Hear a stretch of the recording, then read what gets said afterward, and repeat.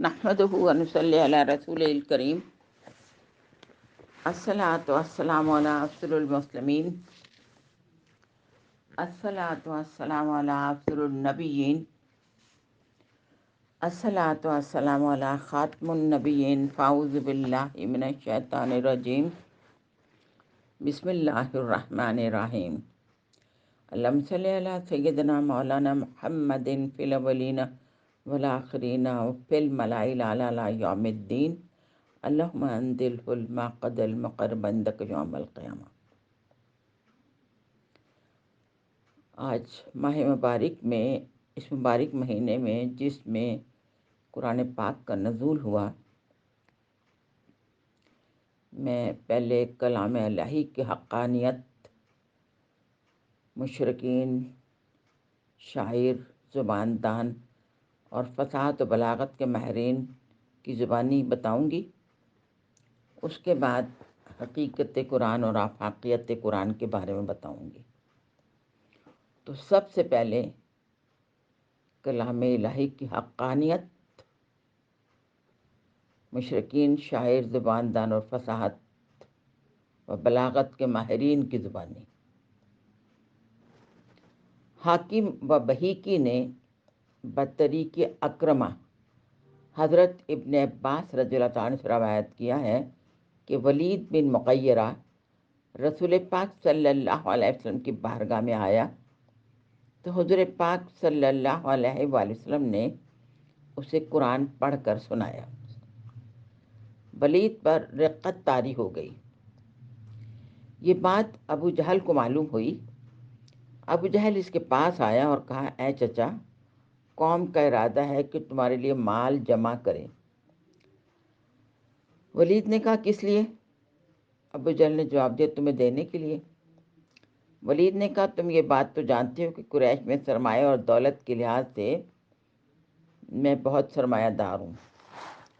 ابو جہل نے کہا، محمد صلی اللہ علیہ وسلم کے بارے میں تم کچھ مجھ کو بتاؤ تاکہ وہ قریش کو معلوم ہو اور وہ سب جان لیں کہ تم ان سے منکر ہو اور تم ان سے نفرت کرتے ہو۔ ولید نے جواب دیا، میں کیا عرض کروں؟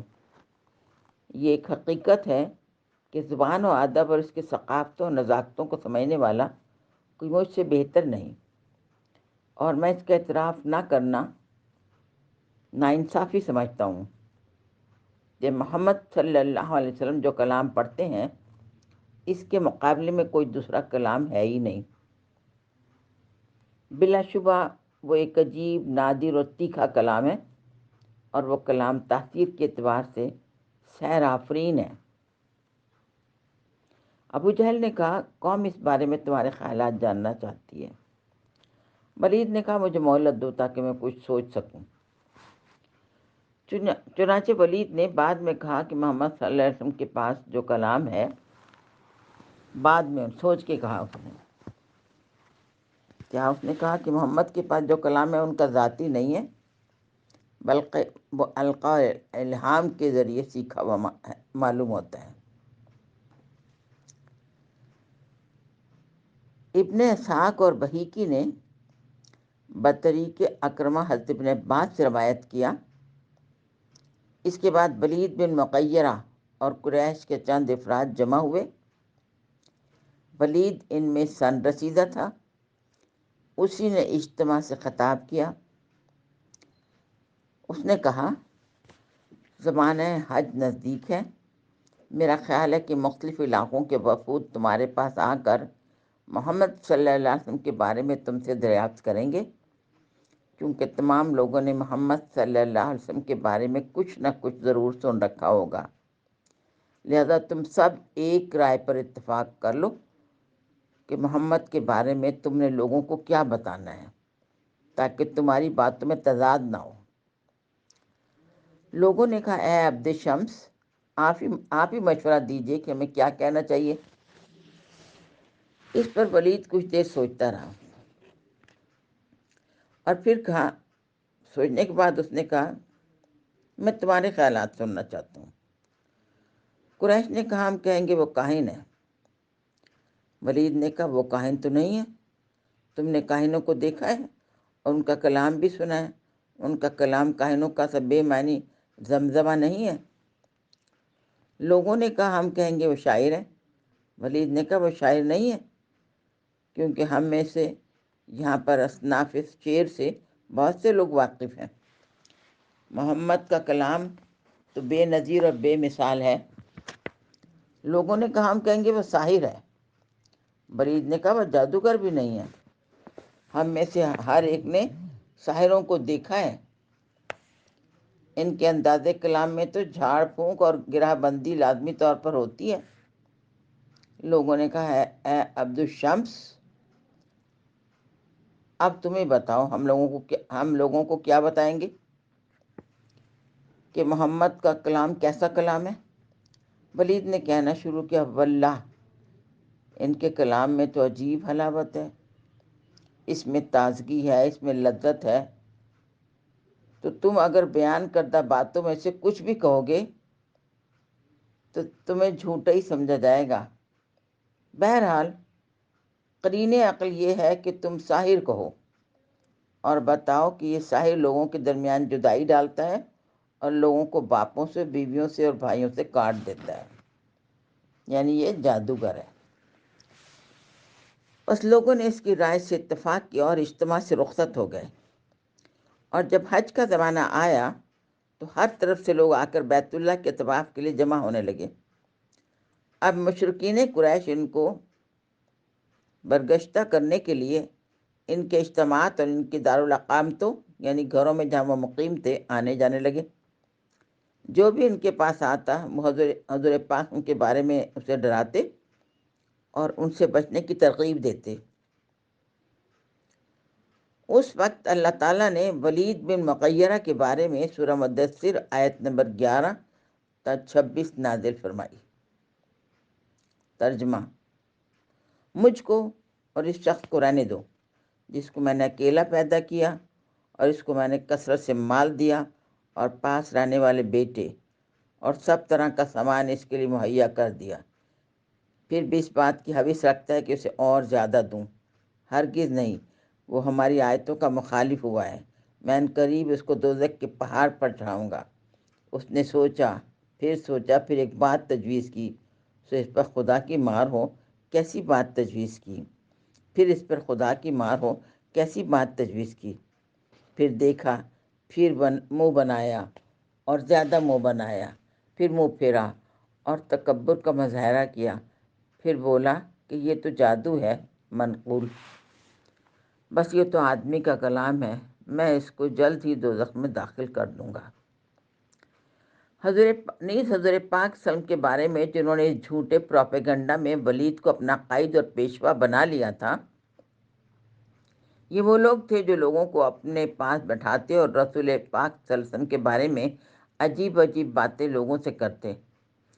ان کو بھی جہنم کی وعید سنائی گئی.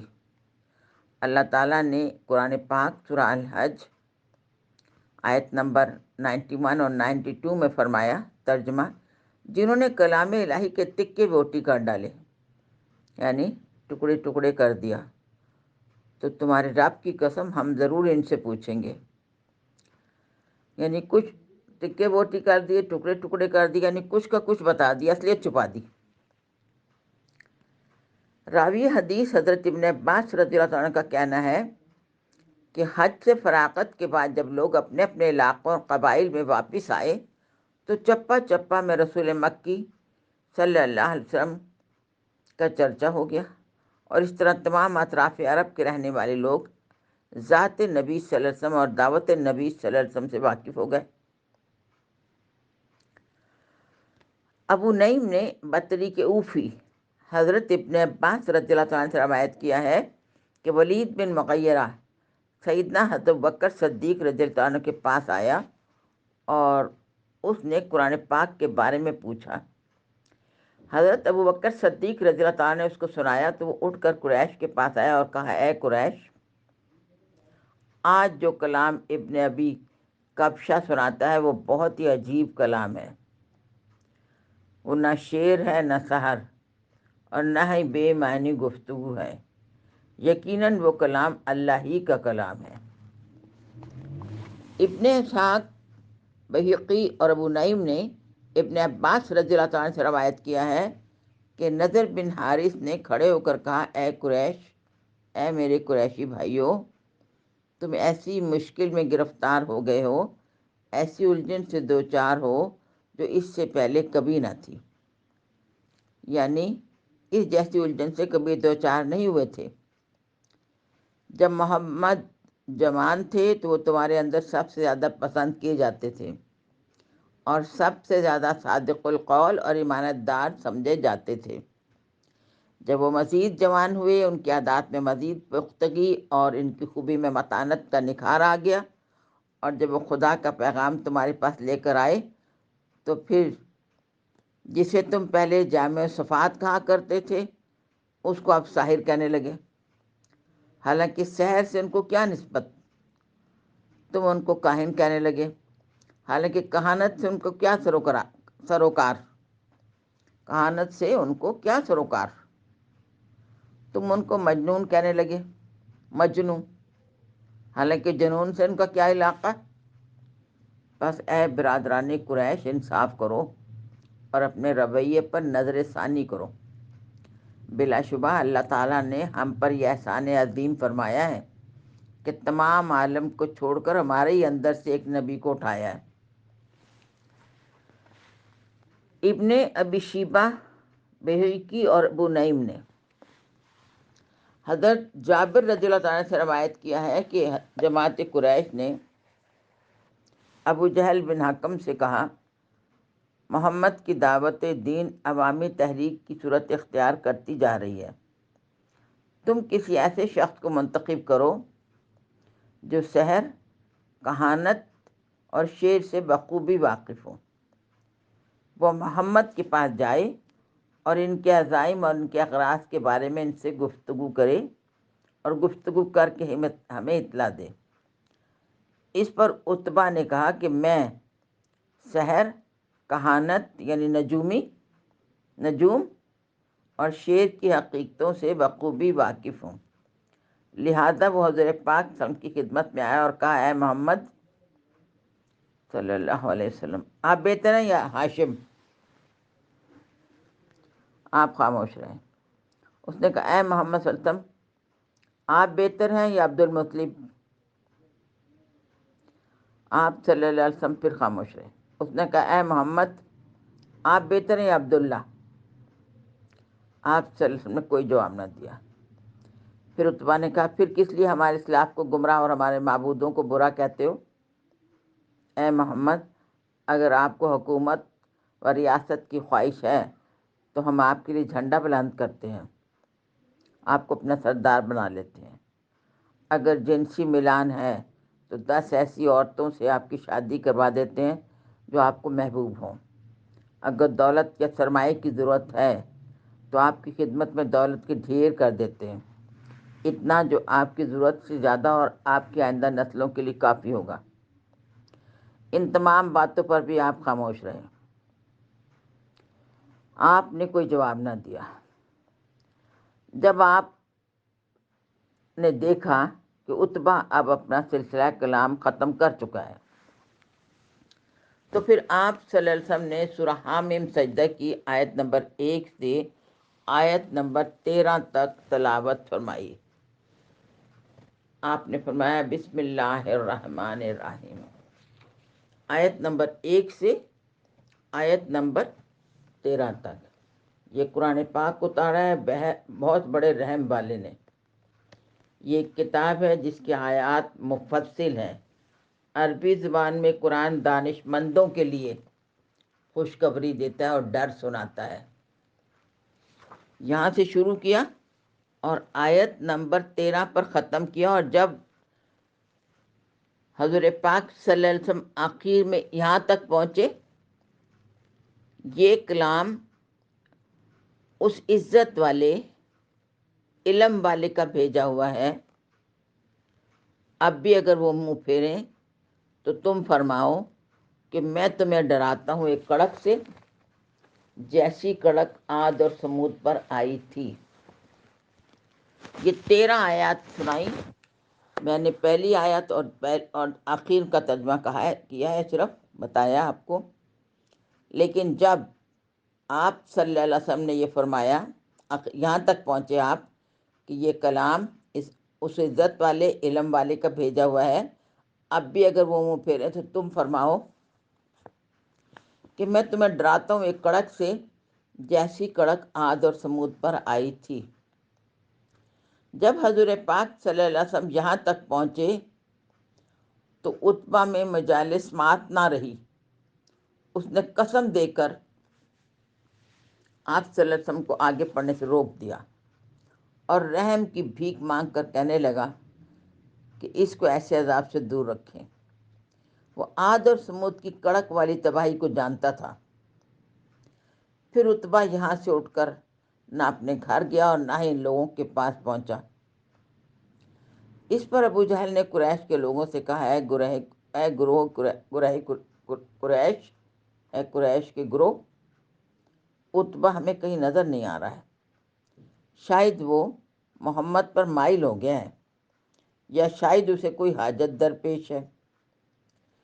پھر یہ تمام لوگ ابو جہل کے ساتھ مل کر عتبہ کے گھر آئے. عتبہ اس وقت تک گھر پہنچ گیا تھا. ابو جہل نے عتبہ سے کہا، عتبہ، ہمارا خیال ہے کہ تو کسی طمع کا شکار ہو کر محمد کی طرف مائل ہو گیا ہے.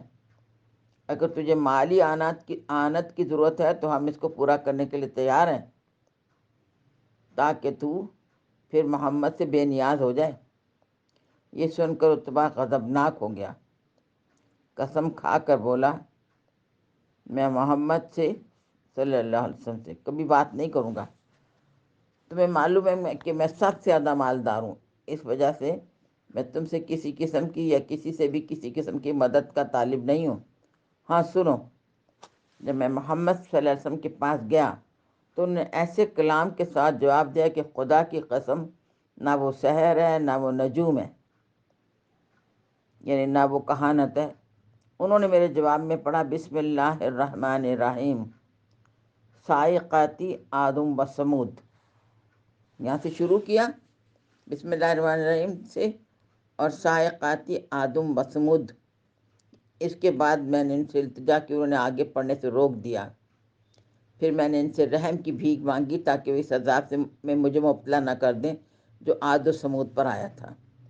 اور یہ تو تم جانتے ہی ہو کہ محمد جو کچھ فرماتے ہیں وہ جھوٹ نہیں ہوتا، لہذا میں ڈرتا ہوں کہ کہیں تم پر عذاب نازل نہ ہو جائے. میرا کہا مانو تو ان کو ان کے حال پر چھوڑ دو اور ان سے کسی قسم کا تعرض نہ کرو، یعنی ان پر اعتراض نہ کرو.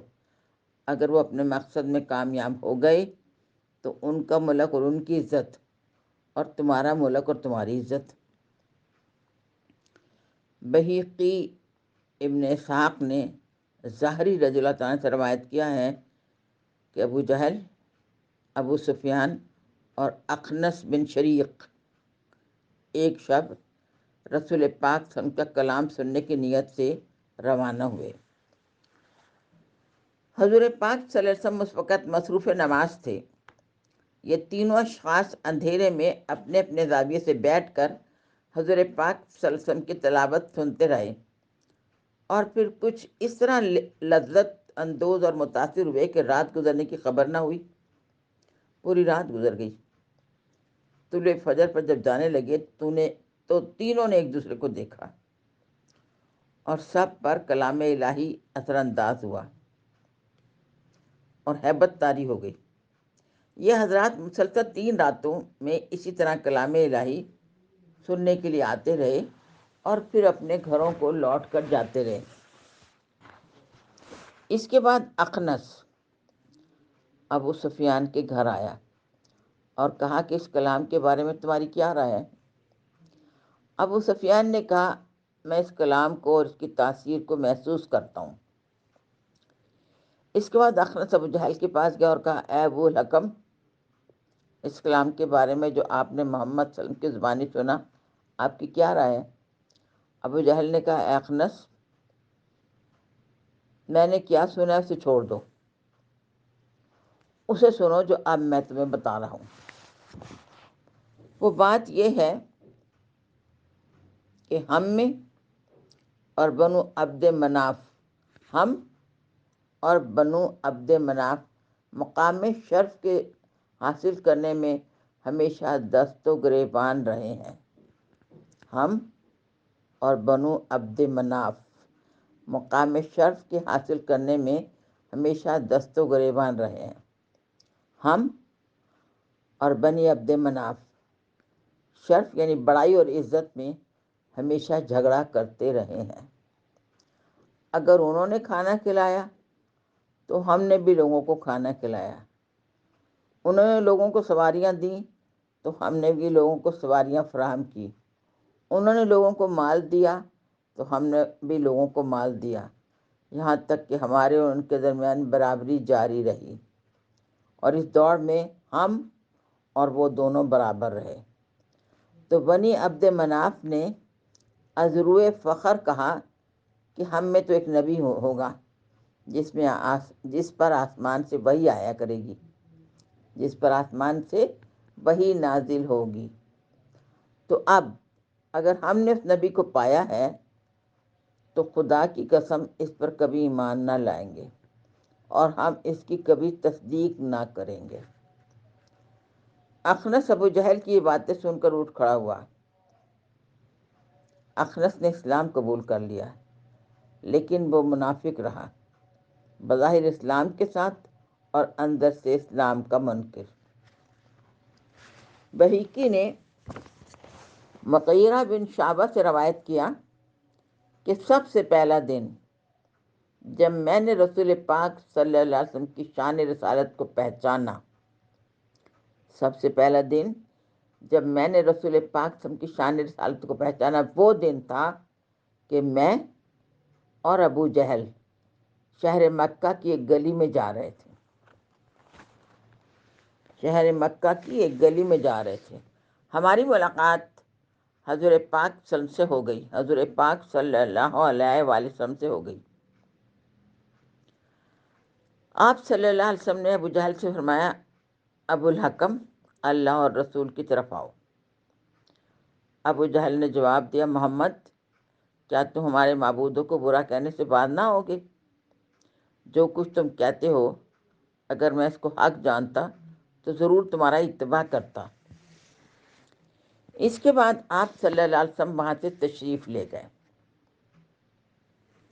آپ صلی اللہ علیہ وسلم کے جانے کے بعد ابو جہل نے مجھ سے کہا، اب یہ غور طلب بات ہے، پہلی بات بھی اسی طرح کی تھی اور دوسری بات، یہ دونوں باتیں ابو جہل نے کہی ہیں۔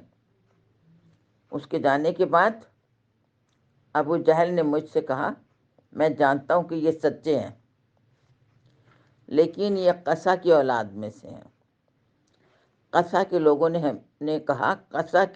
کہا ہم غلاف کعبہ چڑھاتے ہیں، یعنی کعبہ پر غلاف چڑھانا اور اس کے انتظامات کرنا ہمارے ذمہ ہے۔ ہم مشاورت کے لیے ندوہ کو منظم رکھتے ہیں۔ ندوہ یعنی دارالمشاورت، جس کا انتظام قریش کے سپرد تھا، یعنی اس کو دارالمشاورت بھی ہمارے ہی پاس ہے، یعنی کعبہ کا انتظام بھی ہمارے پاس ہے اور دارالمشاورت کا انتظام بھی ہمارے پاس ہے۔ ہمارا لوا ہے، یعنی قومی پرچم اٹھانے والے بھی ہم ہی ہیں۔ ہم میں سقایا ہے، سقایا یعنی حاجیوں کو پانی پلانے کی خدمت بھی ہمارے ذمے ہے۔ پھر انہوں نے کہا، ہم میں اللہ کا نبی خاتم النبیین صلی اللہ علیہ وسلم آئے گا۔ میں نے کہا، ہم چاروں باتوں کو تسلیم کرتے ہیں، لیکن اللہ کی قسم ہم پانچویں دعوے کو ہرگز نہ مانیں گے۔ ہم نے چاروں باتوں کو ان کو تسلیم کر لیا اور کرتے آئے ہیں، لیکن پانچویں بات کو یعنی اللہ کے نبی ہونے کو، کہ نبی کریم صلی اللہ علیہ وسلم اللہ کے نبی ہیں، ہم ہرگز نہ مانیں گے۔ یعنی وہ جان گئے تھے کہ بنی عبد مناف کا یہ دعویٰ بھی سچ ہے، لیکن جان بوجھ کر نہ مانے۔ مسلم نے حضرت ابو ذر غفاری رضی اللہ عنہ سے روایت کیا کہ میرا بھائی انیس مکہ گیا تھا، اس نے آ کر مجھے بتایا کہ میں نے حرم میں ایک شخص سے ملاقات کی جو کہتا ہے مجھے اللہ نے بھیجا ہے۔ میں نے پوچھا لوگ اس کے بارے میں کیا کہتے ہیں؟ انہوں نے جواب دیا لوگ اس کو ساحر کہتے ہیں، کاہن کہتے ہیں، کہان اور شاعر کہتے ہیں، یعنی وہ جادوگر ہے، نجومی ہے اور شاعر ہے۔ انیس میرا بھائی شعر و ادب میں پاکیزہ ذوق رکھتا تھا، دنیا عرب اس کی حیثیت کو تسلیم کرتی تھی، نیز وہ بڑا سمجھدار فہم و ادراک والا شخص تھا، لہذا اس نے خود اس کا تاثر لیا کہ وہ کیسے شخص ہیں۔ پھر اس نے کہا، حضرت ابو ذر غفاری سے اس نے کہا، میں نے کاہنوں کو بہت قریب سے دیکھا ہے، وہ کاہن نہیں ہے۔ میں نے ان کا کلام بھی سنا ہے، وہ کلام جن پر نازل ہوا ہے ادب و شعر کے اصناف میں سے کسی صنف سے تعلق نہیں رکھتا، اس وجہ سے میں تو یہ سمجھتا ہوں کہ وہ سچے ہیں۔ بدگو لوگ متعصب اور جھوٹے ہیں۔ ابو نعیم نے ظاہری رضی اللہ عنہ سے روایت کیا کہ اسد بن زرارہ نے بیعت عقبہ کے دن حضرت عباس رضی اللہ عنہ سے کہا، ہم نے قریب و بعید اور ذی رحم رشتے کو چھوڑ دیا اور ہم گواہی دیتے ہیں کہ محمد صلی اللہ علیہ وسلم اللہ تعالیٰ کے بھیجے ہوئے ہیں، وہ دروغ گو نہیں ہیں، اور یہ کہ جو کلام آپ لائے ہیں اس کے مشابہ کسی بشر کا کوئی کلام نہیں ہو سکتا۔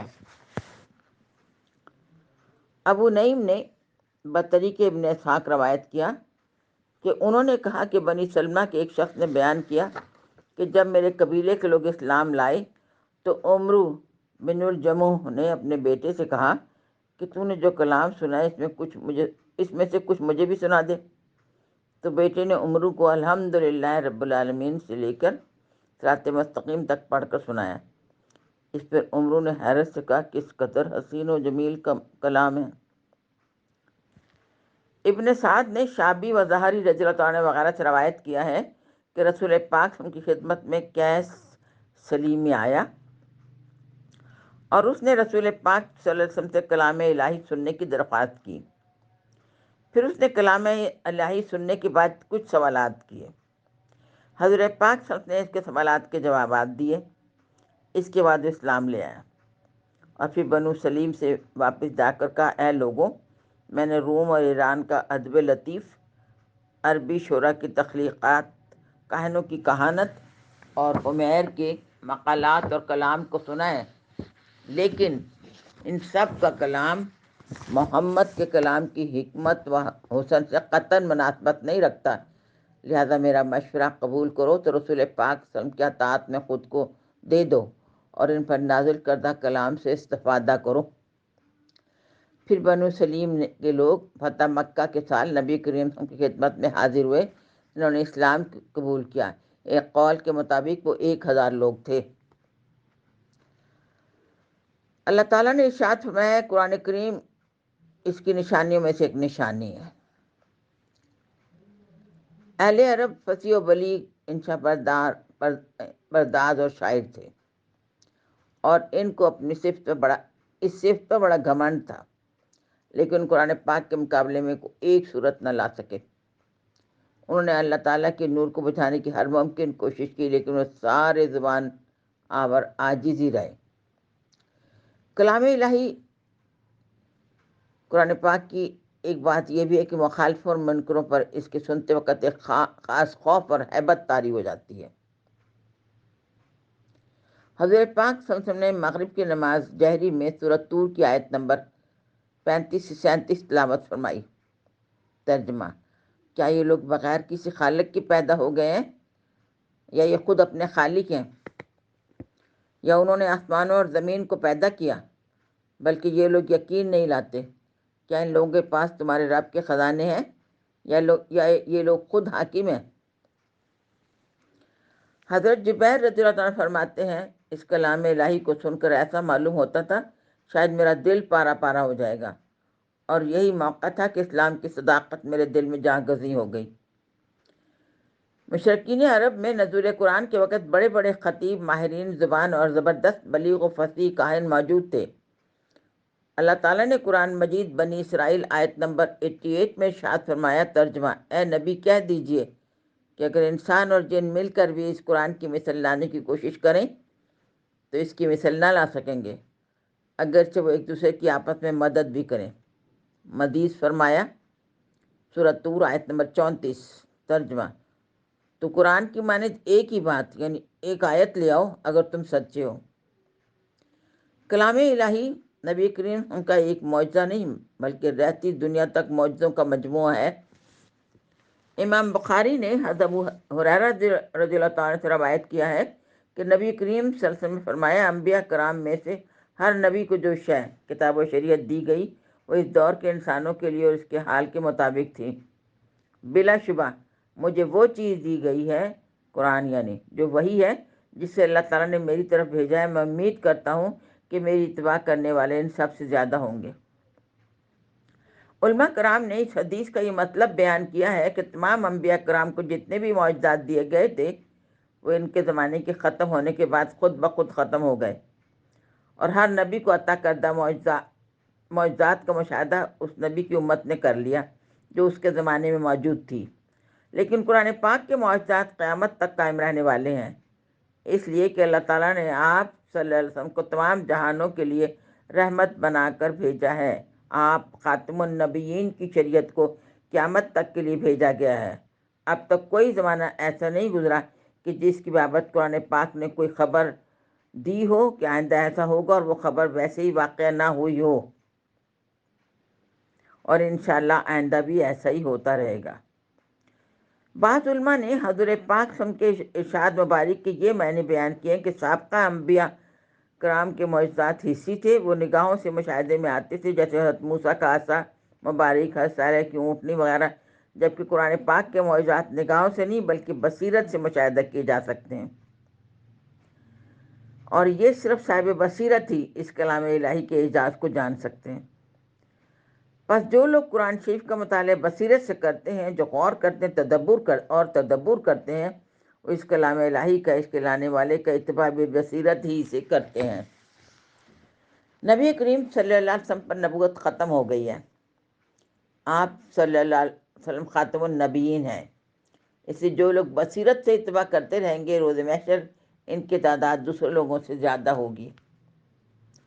ابو نعیم نے بطریق یوسف بن عبداللہ بن سلام سے روایت کیا ہے، انہوں نے فرمایا، میں نے جتنی کتابیں پڑھی ہیں، کتاب سماوی یعنی آسمانی کتابیں، ان میں سے ہر ایک میں ایک بات تھی۔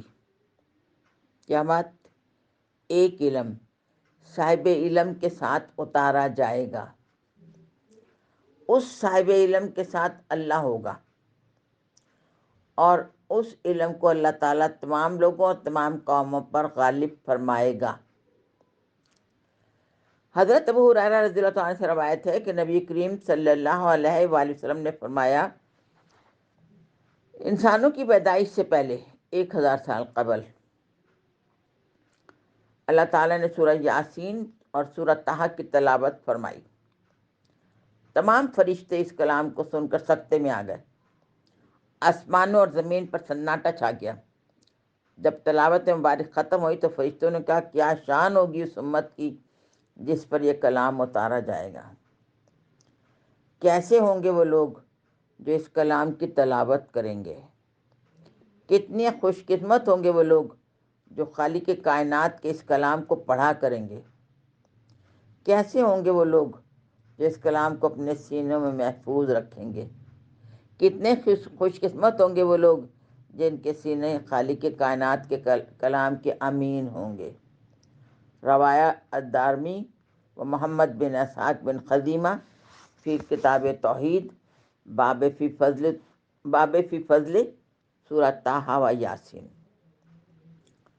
تو اللہ تعالیٰ کا یہ کلام جس کی حقانیت پر مشرکین مکہ، کافر، کاہن، بت پرست، نجومی سب یقین رکھتے تھے، جس کے اعلیٰ اور عرفہ ہونے پر فرشتوں کو حیرت و سکتہ ہوا، اور وہ کلام آج امت محمدی صلی اللہ علیہ وسلم کے ہاتھوں میں ہے۔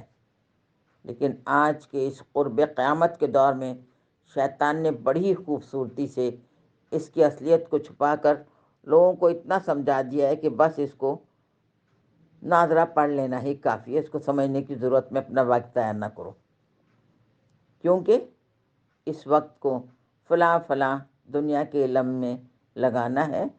اگر یہ وقت ضائع ہو گیا تو وہ دنیاوی علم کیسے سیکھے جائیں گے؟ آج دنیا بھر کے علوم سیکھنے کا وقت ہم کسی نہ کسی طریقے سے نکال ہی لیتے ہیں، لیکن کلام الہی کا صرف ناظرہ پڑھنا ہی کافی سمجھتے ہیں۔ ہمارے لیے ہماری پوری شریعت کلام الہی میں بھیجی گئی ہے، اس لیے جب تک اس کے معنی اور مطلب کو نہ سمجھیں گے اس وقت تک مقصد زندگی واضح نہیں ہوگا، اور جب اس دنیا میں آنے کا مقصد ہی نہ سمجھ پائیں گے تو زندگی گزارنا صرف اور صرف چپائوں کی طرح زندگی گزارنا ہوگا، پڑھے لکھے چپائے جو اگلی زندگی کے لیے کچھ لے کر نہ جا سکے۔ اب میں تھوڑا سا آپ کو حقیقت قرآن بھی بتاتی ہوں۔ حقیقت قرآن کیا ہے؟ حقیقتیں اصل میں دو طرح کی ہوتی ہیں، خالق کی حقیقت، مخلوق کی حقیقت۔ خالق کی حقیقت، خالق صرف اور صرف اللہ تعالیٰ ہے، اس کے سوا جو کچھ بھی ہے وہ مخلوق ہے۔ صرف اللہ خالق اور باقی سب کچھ مخلوق۔ مخلوق کی حقیقت کیا ہے؟ نمبر 2، مخلوق کی حقیقت۔ مخلوق کی حقیقت کیا ہے؟ ہم سب، حضرت محمد مصطفیٰ صلی اللہ علیہ وسلم، تمام انبیاء کرام، تمام اہل بیت، تمام صحابہ کرام، تمام صالحین، زمین، چاند، تارے، سورج، چرند پرند، تمام نباتات، سب مخلوق ہیں۔ اس تمام کائنات میں دنیا میں کوئی شے ایسی نہیں ہے جو ہم میں سے نہ ہو، یعنی جو مخلوق نہ ہو، یعنی جو مخلوق کی جنس میں سے نہ ہو۔ دوسری طرف یہ امر بھی ذہن میں رہے کہ کوئی ایسی حقیقت نہیں ہے جو اللہ تعالیٰ اور ہمارے درمیان، مخلوق کے درمیان مشترک ہو۔ اب ایک حقیقت خالق کی اور ایک حقیقت مخلوق کی۔ قرآن مجید ایک واحد حقیقت ہے جو مخلوق نہیں ہے، یعنی قرآن مجید غیر مخلوق ہے، اور قرآن مجید اللہ تعالیٰ کا کلام ہے۔ اللہ تعالیٰ کا کلام ہونے کے ناطے یہ اللہ تعالیٰ کی صفت ہے۔ یاد رہے، صفت ذات کا عین بھی ہوتی ہے، یعنی اب میں اس کو بتاؤں گا، یاد رہے کہ صفت ذات کا عین، یعنی صفت ذات کا اصل جوہر بھی ہوتی ہے اور ذات کا غیر بھی ہوتی ہے، یعنی صفت ذات بھی نہیں ہے اور ذات سے جدا بھی نہیں ہے۔ اب چونکہ قرآن پاک اللہ تعالیٰ کی صفت اور غیر مخلوق ہے، قرآن پاک کا ذات الہی سے اس قدر گہرا تعلق ہے اور یہ باہم اتنے جڑے ہوئے ہیں کہ انہیں جدا نہیں کیا جا سکتا۔ اب حقیقتوں کی ترتیب کچھ اس طرح سے ہو گئی: خالق صرف ایک ذات، رب تعالیٰ۔ غیر مخلوق صرف ایک، رب تعالیٰ کا کلام، جس کو رب سے جدا نہیں کیا جا سکتا۔ مخلوق اس دنیا کی ہر چیز، یعنی قرآن پاک مخلوق سے اوپر کی چیز ہے۔ قرآن پاک مخلوق سے اوپر کی چیز ہے، غیر مخلوق ہے، ہم سے اعلیٰ اور عرفہ ہے۔ اس لحاظ سے قرآن پاک کا ادب کا تقاضا تو یہ ہونا چاہیے کہ ہم ہر وقت اس قرآن پاک کو سروں کے اوپر اٹھا کے رکھیں، یعنی اس کی تعظیم اور عظمت کا سب سے زیادہ خیال رکھا جائے۔ اب میں تھوڑا سا یہ سمجھاتی ہوں، قرآن پاک اللہ کی ایک صفت ہے، اس کے بارے میں، تاکہ تھوڑا سا سمجھ میں آ جائے۔ بلا تشبیہ و بلا مثال اس مسئلے کو اس طرح سمجھایا جا سکتا ہے کہ ہم جو لباس پہنتے ہیں یہ لباس ہماری صفت نہیں ہے۔ کیوں؟ اس لیے کہ ہم ہر روز اپنے لباس کو بدلتے ہیں، اور جو بدلا جاتا ہے وہ صفت نہیں ہے۔ بس لباس ہماری ضروریات میں شامل ہے، لیکن یہ ہماری صفت نہیں ہے۔ پھر صفت کیا ہے؟ صفت کیا ہے؟ ہمارا رنگ، قد و قامت، ہمارا مزاج، ہماری صفات ہیں، اور ہم ان کو اتار کر پھینک نہیں سکتے۔ لہذا جو نہ اتارا جا سکے اور نہ بدلا جا سکے وہ صفت ہے۔ یعنی ہمارے رنگ، اوصاف اور مزاج کو ہماری ذات بھی قرار نہیں دیا جا سکتا، اور ذات سے الگ کوئی چیز بھی نہیں کہا جا سکتا۔ گویا ذات اور صفت لازم و ملزوم ہوتے ہیں اور اس طرح جڑے ہوئے ہوتے ہیں کہ ہم ان کو دیکھ بھی نہیں سکتے۔ مثلاً اگر کوئی اپنے مزاج کو اپنے سے الگ کر کے دیکھنا چاہے کہ اس کے مزاج کا الگ سے وجود کیسا ہے تو اسے نظر نہیں آئے گا۔ مثلاً غصیلی طبیعت والا اپنے غصے کو اپنے ذات سے الگ کر کے نہیں دیکھ سکتا۔ ہاں، جب غصہ آئے گا تو اس پہ ظاہر ہوگا، اور ظاہر تبھی ہوگا اگر وہ اس کے وجود میں اس کے اندر موجود ہوگا۔ پس صفت ایسی چیز ہے جو ذات سے جدا نہیں ہو سکتی، اور جدا کریں تو اس کا وجود ہی نہیں رہتا۔ اب یہ واحد اللہ تعالیٰ کی شان ہے کہ اس نے اپنی صفت کلام کو قرآن مجید کی صورت میں حضور پاک صلی اللہ علیہ وسلم کے صدقے اور وسیلے سے ہمیں عطا فرما دیا۔ پھر سے بتاتی ہوں، یہ واحد اللہ تعالیٰ کی شان ہے کہ اس نے اپنے صفت کلام کو قرآن پاک کی صورت میں حضور پاک صلی اللہ علیہ وسلم کے صدقے میں اور حضور پاک کے وسیلے سے ہمیں عطا فرما دیا۔ لہذا کلام اللہ کو اللہ تعالیٰ کی ذات کے ساتھ دیکھیں، اس قرآن میں گم ہو جائیں۔ اللہ تعالیٰ اگر ہم اس قرآن میں گم ہو جانا، اللہ تعالیٰ کی ذات میں گم ہو جانا ہے۔ اس سے جڑ جانا، اللہ تعالیٰ سے جڑ جانا ہے۔ اس کو دل میں اور من میں اتار لینا، وہ اللہ تعالیٰ کو دل اور من میں اتار لینا ہے، کیونکہ اس کی صفت کلام نے اس سے جدا ہونا ہی نہیں ہے۔ گویا جہاں قرآن ہے وہاں اللہ ہے۔ جس دل میں قرآن جائے گا اس دل میں اللہ بھی چلا جائے گا، پھر اس دل میں رحمت آ جائے گی، کیونکہ رحمت بھی اللہ تعالیٰ ہی کی ایک صفت ہے۔ پھر یہ دل زندہ ہو جائے گا، کیونکہ حیات بھی اللہ تعالیٰ کی ایک صفت ہے۔ یعنی جس دل میں اللہ سما گیا وہاں تجلیات الہی بھی آ جائیں گی اور اللہ تعالیٰ کی صفات کے انوار بھی آ جائیں گے۔ اس لیے قرآن پاک سے پیار کریں۔ قرآن پاک کو پیار کرنے کا مطلب اللہ تعالیٰ کو پیار کرنا ہے۔ قرآن مجید سے محبت کرنے کا مطلب اللہ تعالیٰ سے محبت کرنا ہے۔ قرآن پاک کے قریب ہو جانے کا مطلب اللہ تعالیٰ کے قریب ہو جانا ہے۔ قرآن پاک کے معرفت کے حصول کا مطلب اللہ تعالیٰ کی معرفت کا حصول ہے۔ نبی کریم صلی اللہ علیہ وسلم نے خود ایک اصول بیان فرما دیا، تلاوت قرآن پاک کرنے والا اللہ کی قربت سے ہمکنار ہوتا ہے۔ پس جو قرآن پاک میں ڈوب جاتا ہے تو قرآن پاک چونکہ کلام اللہ تعالیٰ کا کلام ہے، لہذا قرآن پاک قاری کو اللہ تعالیٰ کی صحبت میں پہنچا دیتا ہے۔ قرآن پاک اللہ تعالیٰ کی صحبت کا ذریعہ ہے۔ قرآن پاک اللہ کا ذکر ہے۔ قرآن پاک اللہ تعالیٰ کی باتیں ہیں۔ حدیث قدسی ہے کہ اللہ تعالیٰ نے فرمایا، ترجمہ میں اپنے بندے کے گمان کے ساتھ ہوں، جیسا وہ مجھ سے گمان رکھے گا میں اس کے ساتھ ہوں۔ جب وہ میرا ذکر کرتا ہے، اگر وہ میرا دل میں ذکر کرتا ہے تو میں بھی دل میں اس کا ذکر کرتا ہوں۔ اگر وہ میرا ذکر لوگوں میں کرتا ہے تو میں ان سے بہتر لوگوں میں اس کا ذکر کرتا ہوں۔ اور اگر وہ مجھ سے ایک بالش نزدیک ہوتا ہے تو میں ایک ہاتھ اس کے قریب آتا ہوں، اور اگر وہ چل کے میرے پاس آتا ہے تو میں اس کی جانب دوڑ کر آتا ہوں۔ سنن ابن ماجہ حدیث نمبر 3822۔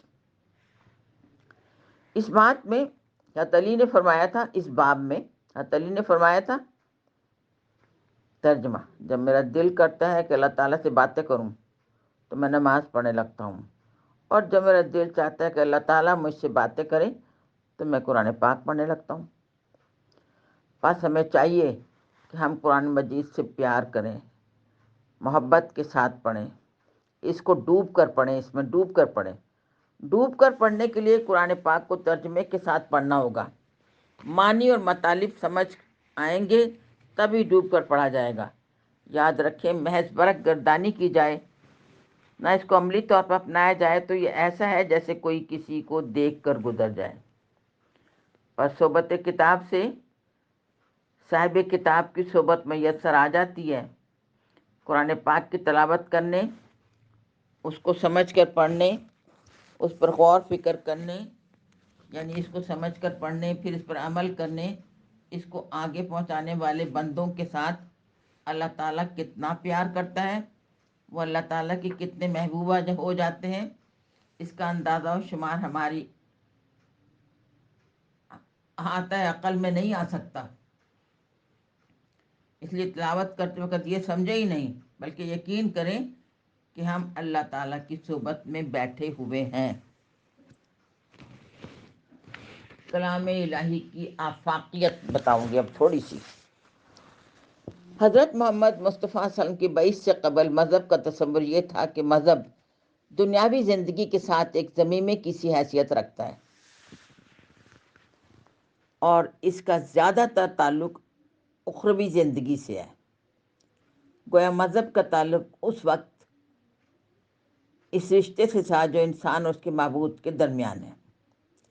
جس شخص کو نجات کے بلند مراتب حاصل کرنا ہوں، وہ دنیاوی زندگی کے تمام شعبوں سے بے نیاز ہو کر صرف مذہب کا ہو کر رہ جائے، اور جس شخص کو صرف نجات مطلوب ہو، اس کے لیے اتنا ہی کافی ہے کہ مذہب کو دنیاوی زندگی کے ساتھ بطور ضمیمہ لگائے رکھے۔ مذہب کے یہ تصور رکھنے والے گویا مذہب اور دنیا کو الگ الگ چیزیں سمجھتے ہیں۔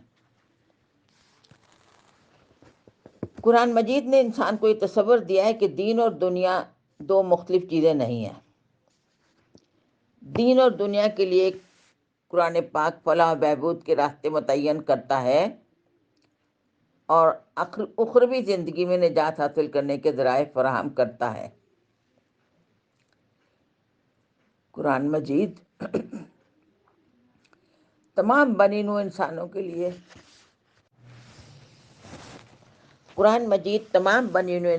لیے راہ ہدایت ہے، اور اس سے ہر انسان استفادہ حاصل کر سکتا ہے۔ یہ کسی خاص فرقہ، کسی خاص گروہ یا کسی خاص قوم یا نسل کے لیے مخصوص نہیں ہے، بلکہ اس میں اصول و قواعد و قوانین پیش کیے گئے ہیں، وہ اصول و قواعد جن پر عمل کر کے انسان اپنی اس دنیا کی زندگی اور آخرت کی زندگی میں کامیابی اور کامرانی حاصل کر سکتا ہے۔ قرآن پاک تمام دنیا کے لوگوں کو دعوت دیتا ہے کہ وہ اس کے دستور العمل کو اپنا کر خوشحال اور کامیاب زندگی بسر کریں۔ قرآن مجید انسانی زندگی کے تمام شعبوں پر حاوی ہے۔ یہ وہ نظریہ حیات ہے جو انسانی زندگی کے ہر مسئلے کا تصفیہ کرتا ہے۔ قرآن انسان پر واضح کرتا ہے کہ انسان پر اللہ تعالیٰ کے کیا حقوق ہیں، خود اس کے اپنے نفس پر کیا حقوق ہیں، ماں باپ، بیوی، بچے، عزیز و قریب، رشتہ دار، پڑوسی، ہم مذہب، غیر مذہب رشتوں کے دوستوں کے، سارے بنی نوع انسان کے، حتیٰ کہ کائنات کی ہر چیز اور ہر قوت کے کیا کیا حقوق ہیں۔ قرآن مجید ان تمام حقوق کے درمیان کامل توازن اور عدل قائم کرتا ہے۔ قرآن مجید تمام روئے زمین پر بسنے والوں کو بتاتا ہے کہ اس زمین اور پوری کائنات کا اللہ تعالیٰ کے سوا کوئی مالک نہیں ہے۔ مالک الملک، حقیقی مالک حقیقی صرف اسی کی ذات ہے، جس نے تمام مخلوقات کو پیدا کیا۔ وہی مقتدر اعلیٰ ہے۔ اس دنیا میں اللہ تعالیٰ کی خلافت، نیابت کے یعنی خلافت کے فرائض صرف وہی ادا کر سکتا ہے جو اعمال و کردار میں سب سے بہتر اور برتر ہو۔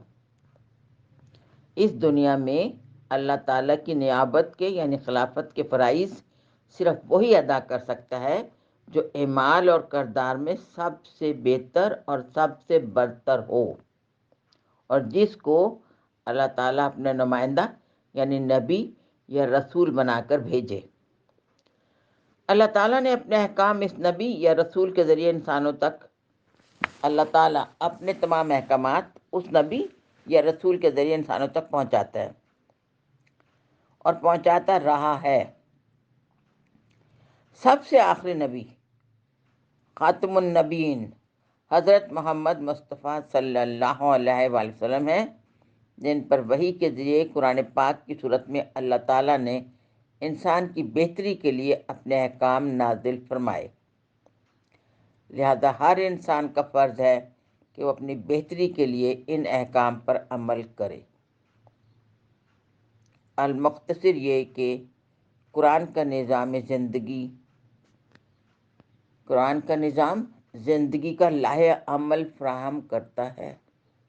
قرآن کا نظام جو ہے دستور العمل، زندگی کا لائحہ عمل فراہم کرتا ہے۔ یہ انسانوں کے لیے صحیفہ آسمانی کے ساتھ صحیفہ ہدایت ہے۔